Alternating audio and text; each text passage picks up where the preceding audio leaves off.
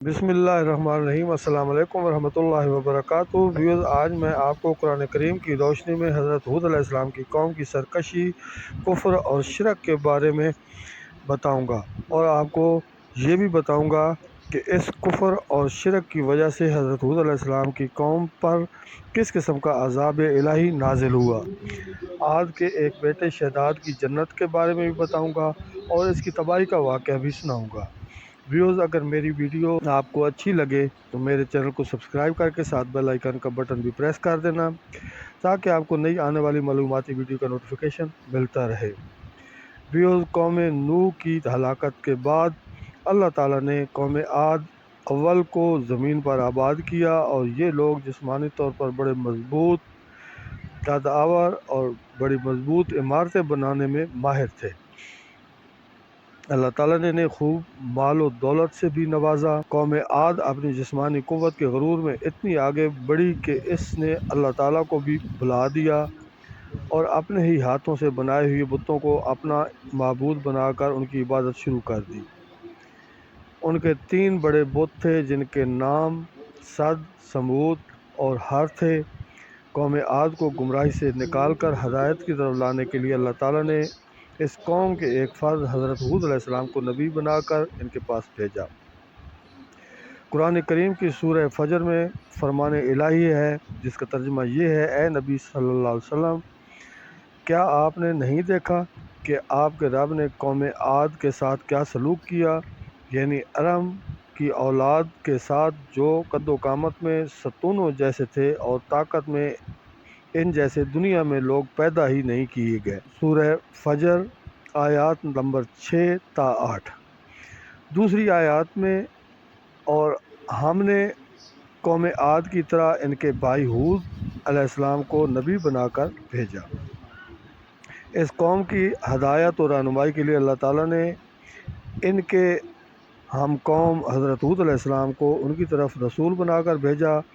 حضرت ہود علیہ السلام نے نبوت ملنے کے بعد جب قوم کو شرک اور اللہ تعالیٰ کی نافرمانی کرتے دیکھا تو انہیں اللہ تعالیٰ کی نعمتیں یاد دلاتے ہوئے توحید کی تعلیم دی، اور اللہ تعالیٰ کی نافرمانی سے بچنے کی تلقین فرمائی۔ حضرت ہود علیہ السلام نے انہیں وحدانیت الہی پر ایمان لانے، بتوں کی پوجا چھوڑنے، صرف اللہ تعالیٰ کی عبادت کرنے اور تمام برے افعال ترک کرنے کی دعوت دی، اور آپ نے اپنی قوم کو اللہ تعالیٰ کی توحید اور اس کی فرما برداری کرنے کی دعوت اور نافرمانی سے بچنے کی تلقین کی، تو قوم عاد نے آپ علیہ السلام دعوت قبول کرنے کی بجائے آپ علیہ السلام کو جھٹلایا، اور آپ علیہ السلام پر کئی الزامات لگائے، اور بہت تھوڑے افراد نے آپ کی تصدیق کی اور اکثر تکذیب کی اور مخالفت کی اور بے بنیاد الزام لگائے۔ سورہ الاعراف میں ارشاد باری تعالیٰ ہے، ترجمہ: ان یعنی ہود علیہ السلام کی قوم کے کافر سرداروں نے کہا کہ ہم تجھے ایک طرح کی بے وقوفی میں مبتلا دیکھ رہے ہیں، اور ہمارے خیال میں تم جھوٹے ہو۔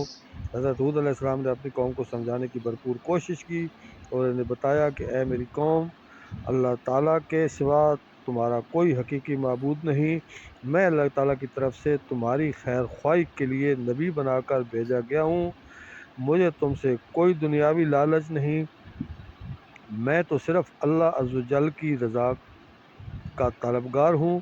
اگر اللہ تعالیٰ مجھ سے راضی ہو گیا تو مجھے بہترین صلہ عطا فرمائے گا۔ میں تمہارا خیر خواہ ہونے کی حیثیت سے تمہیں نصیحت کر رہا ہوں کہ اگر تم بتوں کو پوجنا چھوڑ کر اللہ تعالیٰ کے فرمانبردار بندے بن جاؤ گے تو اس کا فائدہ تمہیں دنیا میں بھی ملے گا اور آخرت میں بھی۔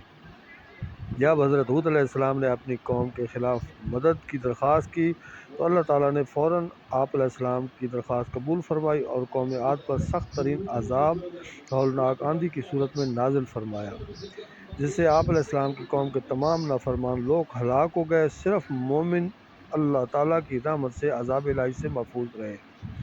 سورہ قمر میں فرمان الہی ہے، ترجمہ: قوم عاد نے بھی حق کو جھٹلایا، دیکھ لو پس کیسا تھا میرا عذاب اور میری ڈرانے والی باتیں، بلا شبہ ہم نے ان پر ایک نحوست کے دن تیز و تند مسلسل چلنے والی ہوا بھیج دی، جو لوگوں کو اٹھا اٹھا کر ایسے پھینک رہی تھی جیسے وہ جڑ سے اکھڑے ہوئے کھجور کے تنے ہوں۔ بس ایسا تھا میرا عذاب اور میرا ڈرانا۔ اور قوم عاد جب حضرت ہود علیہ السلام کے پیام تبلیغ کے باوجود یہ لوگ ایمان نہ لائے اور کفر و شرک، انکار حق اور سرکشی پر ڈٹے رہے تو ان پر تیز و تند آندھی کی صورت میں عذاب الہی آیا۔ یہ آندھی 7 راتیں اور 8 دن لگاتار چلتی رہی، یہاں تک کہ قوم عاد کو تباہ و برباد کر کے نشان عبرت بنا دیا۔ بخاری شریف میں حدیث سے رسول اکرم صلی اللہ علیہ وسلم میں حضرت عائشہ رضی اللہ عنہا فرماتی ہیں کہ جب بھی بادل آتے یا تیز ہوا چلتی تو آپ علیہ السلام پریشان ہو جایا کرتے تھے۔ میں نے پوچھا کہ اے اللہ کے رسول صلی اللہ علیہ وسلم، آپ پریشان کیوں ہو جاتے ہیں جبکہ لوگ تو ان بادلوں کو دیکھ کر خوش ہوتے ہیں؟ آپ علیہ السلام نے فرمایا کہ اے عائشہ، میں کیسے مطمئن ہو جاؤں؟ ہو سکتا ہے کہ اس میں عذاب ہو، کیونکہ ایک قوم عاد ہوا ہی سے ہلاک ہوئی تھی۔ اس نے عذاب کو گھٹیا دیکھ کر کہا تھا کہ یہ بادل آ گیا ہے جو ہم پر خوب برسے گا۔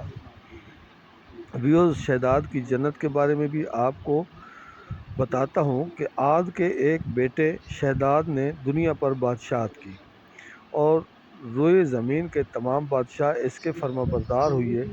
اس نے جنت کا ذکر سن کر سرکشی کے طور پر دنیا میں جنت بنانا چاہی اور ارادے سے ایک بہت بڑا شہر بنایا جس کے محل سونے اور چاندی کی اینٹوں سے تعمیر کیے گئے، یاقوت اور دیگر جواہرات کے ستونوں کی عمارت میں نصب ہوئی اور انہی سے فرش بنائے گئے۔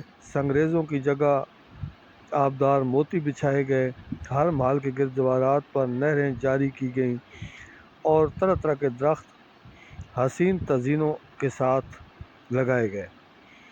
جب یہ شہر مکمل ہوا تو شہداد بادشاہ اپنے اعیان سلطنت کے ساتھ اس کی طرف روانہ ہوا۔ ابھی یہ لوگ اس شہر سے ایک منزل یعنی 18 میل فاصلے کی دوری پر تھے کہ آسمان سے ایک ہولناک آواز آئی جس سے یہ سب ہلاک ہو گئے۔ حضرت امیر معاویہ رضی اللہ عنہ کے عہد میں حضرت عبداللہ بن کلابہ رضی اللہ عنہ صحرائے عدن میں اپنا گمشدہ اونٹ تلاش کرتے ہوئے اس شہر میں پہنچے تو انہوں نے اس شہر کی تمام زیب و زینت دیکھی مگر وہاں کوئی مکین نہ پایا۔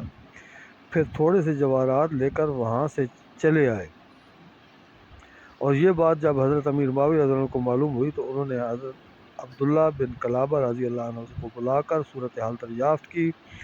حضرت عبداللہ بن کلابہ رضی اللہ عنہ نے سارا واقعہ سنایا تو امیر معاویہ رضی اللہ عنہ نے حضرت کعب بن احبار رضی اللہ عنہ سے دریافت کیا کہ کیا دنیا میں کوئی ایسا شہر ہے؟ انہوں نے فرمایا جی ہاں، اس شہر کا اشارہ قرآن کریم میں بھی آیا ہے اور یہ شہر شہداد بن عاد نے بنایا تھا اور وہ سب عذاب الہی سے ہلاک ہو گئے تھے۔ آپ کے زمانے میں ایک مسلمان سرخ رنگ والا، نیلی آنکھوں والا، چھوٹے قد کا، جس کے ابرو پر ایک تل ہوگا، یہ اپنے اونٹ کی تلاش میں اس شہر میں داخل ہوگا۔ پھر حضرت عبداللہ بن کلابہ رضی اللہ عنہ کو دیکھ کر فرمایا کہ بخدا وہ شخص یہی ہے۔ خازن الفاظ تخت الآیات سے یہ منقول ہے۔